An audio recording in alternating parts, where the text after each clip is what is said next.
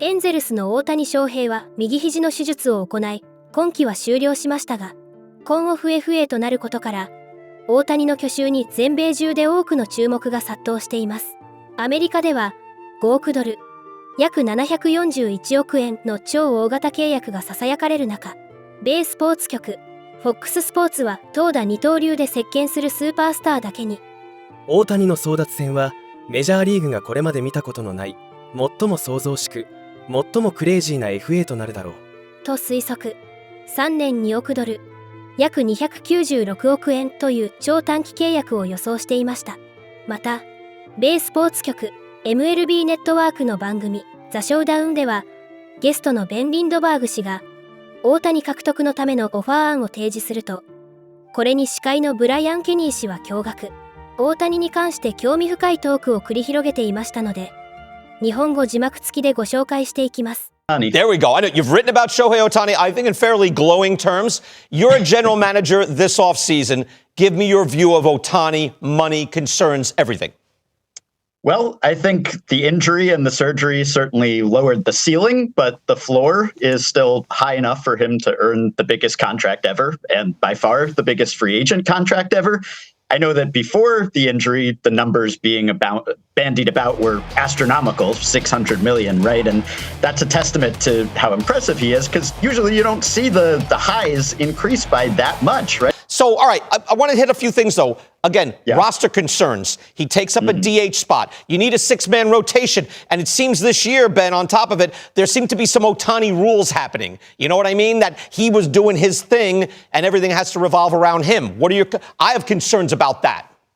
I'm with you in the sense that I don't think he offers any extra hidden value, as if his wins above replacement totals aren't high enough. Everyone's always trying to give him extra credit, right? Because he's two players in one roster spot. But because of the constraints that you mentioned, I don't really think there is any hidden value there. I think it goes against the trends in the game these days, which is that you use the DH slot as sort of a rotating place to put people, just to rest everyone, right? Now, I don't think anyone would mind just slotting him in as DH every day if he's the best hitter in baseball. And there are plenty of teams that go with six-man rotations even without Shohei Ohtani. So it's not that out of the norm. So I don't think that's going to scare anyone away, but I agree it doesn't give him any extra value. But he's also, like, even this year, he's pitching 130 innings. I think the year before was 160.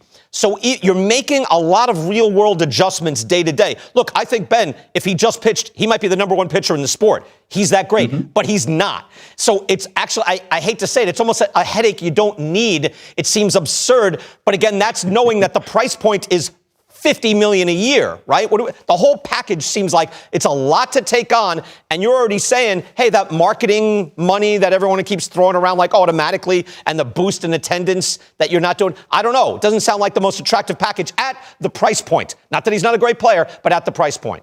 Of course, irrespective of the price point, I think everyone would be happy to have that headache. And I think that, you know, his pitching, I mean, it seemed like he was on pace to really up his innings total and be durable. And then it was one thing after another, of course, before the elbow injury. It was blisters and it was cramps. And who knows whether that was related to the injury or whether that's just a product of the two-way play or just something that happened, right? So it's hard to say. He's had fewer and fewer restrictions as he's gone on, but he comes back from a second surgery. Perhaps there are a few more restraints on him, at least initially. Yeah, he's hitting at an Aaron Judge level, who makes, is it 40 a year, right? So if he's hitting at that level, so if that's the market for just a hitter, but he's not. I'm going to give you my contract proposal, Ben, all right? And this is not just spitballing. The top teams I've found pay their best player 14 to 15% of the total payroll. If I'm a big market, right, and I want him, I might be, if I'm saying I'm a big market, I have $285 million payroll. By the way, I'm in the top three if I do. I'm going 8 years, $40 million per. And I'm being generous. Real world, Ben, I don't even want to do it. But I'm saying if I'm one of the top three payrolls and I'm getting ownership that's saying bring this guy in, I say I can do this. 8 years, $320, and that's a lot of money. Yeah, you know about the winner's curse, right? That the person who usually emerges with the free agent is the one that's willing to go highest, and sometimes, in retrospect, too high. I think it's going to be the over on your estimate there. Certainly, Really? You know, I think that I've talked to a lot of front office people and gotten their thoughts, and there's not a ton of confidence, I wouldn't say, in their predictions either. But I keep hearing, even post-injury, somewhere in the 400 to 500 range. And I think it's partly that, hey, if he's just a DH, he could be the best hitter in baseball. Hopefully he pitches. The news about his elbow, as far as we can tell, seems to be about the best case scenario, right? That the ligament was intact but detached, that it seems like maybe he had the internal brace repair and could come back a little more quickly. And also, because he's so unusual, there's the fallback plan of, hey, if he doesn't come out of this as one of the top pitchers in baseball anymore, you could always try to use him as a DH/closer. Or if he gives up pitching for good, maybe he's a plus everyday defensive corner outfielder. Yeah, right? maybe if he wants, right? But it kind of if he wants a to. lot of this hinges on, hey, what do you want to do, big guy? And he seems to do what he wants. Give me your contract offer.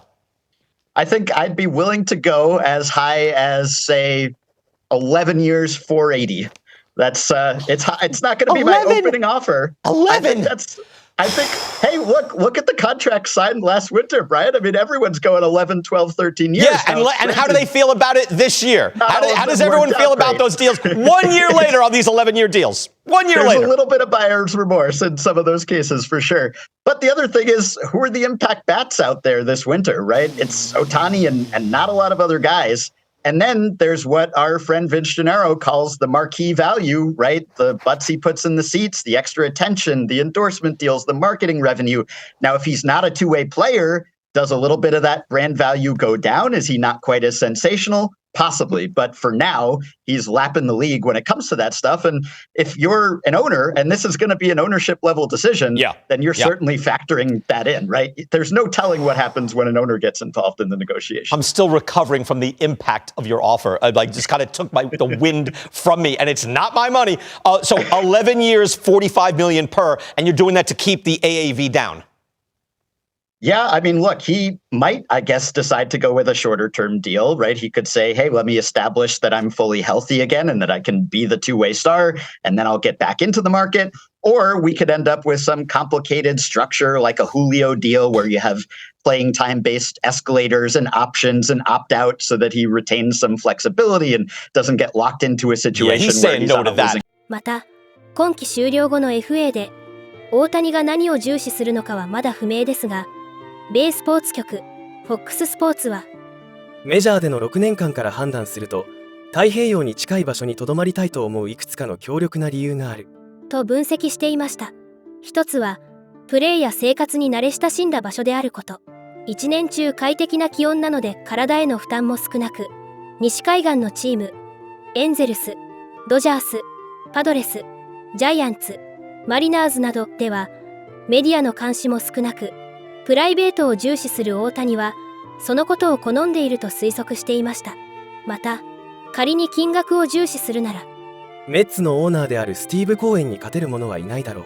メッツの2024年の方向性は監督選びも含めてまだやや不透明だが、球界関係者の多くはコーエンが大谷の争奪戦で重要なプレイヤーになるだろうと予測し、さらに右肘故障によりより多くのチームが争奪戦に参加する可能性がある。彼が5億ドル近いオファーを受けるかどうかはもはや確実ではない。ほぼどの球団も可能性があると争奪戦を見込んでいました。これからも大谷の活躍から目が離せません。皆様からのコメントもお待ちしております。